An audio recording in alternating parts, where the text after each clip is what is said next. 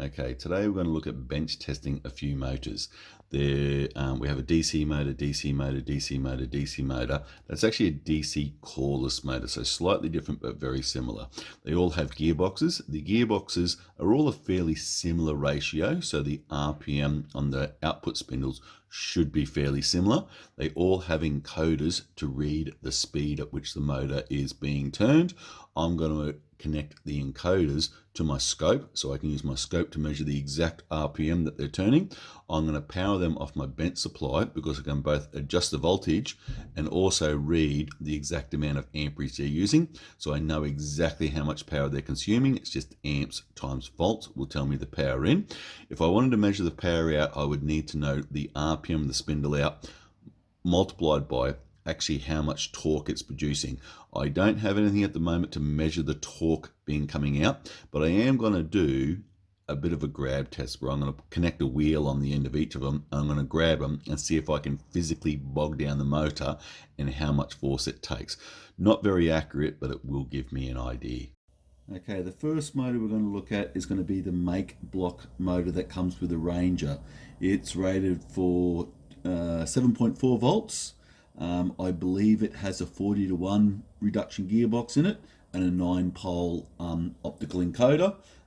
So when it's doing about 360 hertz, it'll spin at about 1 revolution per second. All right, let's bring him up now to his maximum voltage, which is 7.4.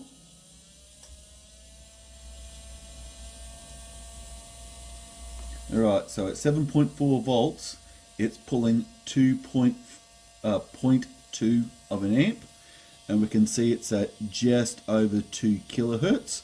So later on I'll do the maths to work out exactly what that RPM is. And now let's see how much amperage it goes to before it stalls. So it goes to a little bit over 3 amps in order to stall. Okay, the next motor I'm going to test is this cheap motor I brought off AliExpress.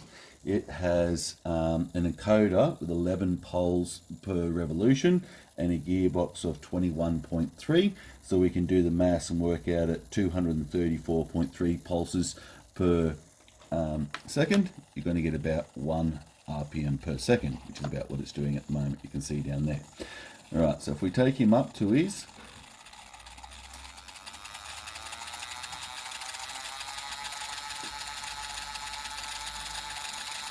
you can see he doesn't use much current whatsoever. So he's not a very high powered motor, and we can see here we're getting about 1.6 kilohertz as maximum RPM. Alright, let's see what happens when we start to try to bog him down. It didn't take much at all. Very, very easy. I can bring that to a stop, and he only goes to about 2 amps. So he's obviously a much lower powered motor. Alright. Okay, this is another motor I brought. It was nice and fat and round, and I seem to have a lot of torque. It's rated for 12 volts and 330 RPM. It has a 30-to-1 ratio gearbox on it, which means at about 330 hertz, it'll be doing about 1 RPM per second. Let's bring him up to his rated voltage.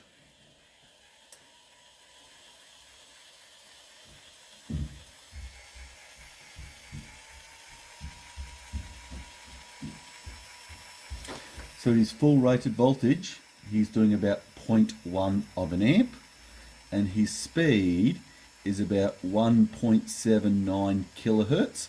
Later on I will do the maths to work out exactly what RPM that is at that gearbox ratio and that pulse count. Alright, let's see what amps he goes to when I try to stall him. Oop. Over 3 amps. It definitely takes quite a lot to get him to stall. He's harder to stall than the Makeblock motor. This is another motor I brought. The motor on the bottom seems to be very similar, but instead of having an inline gearbox, it has an offset gearbox, which is really handy because you can put one motor this way, spin the other motor the other way with the other motor here, making for a very tight space I can fit the motor in. Now the gear ratio in this one is slightly different. This is a 42-to-1 gear ratio, so it's geared down a little bit more. Let's turn him up to his full 12 volts now.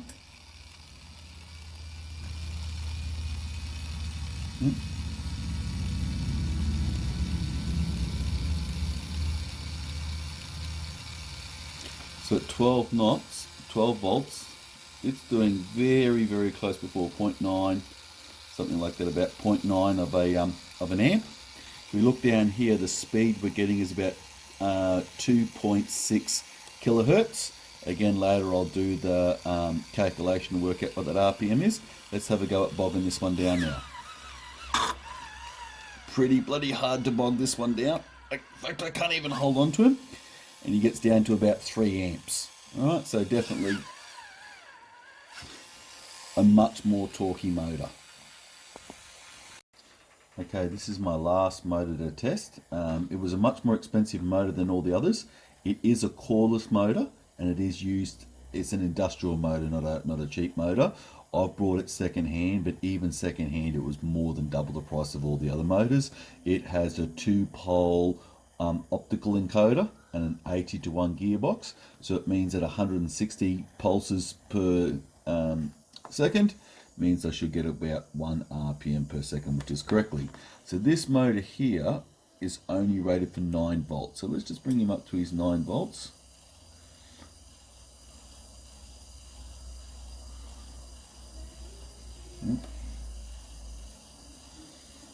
No, there's 9 volts there. Now at 9 volts it's only using 0.05 of an amp, so not much power whatsoever.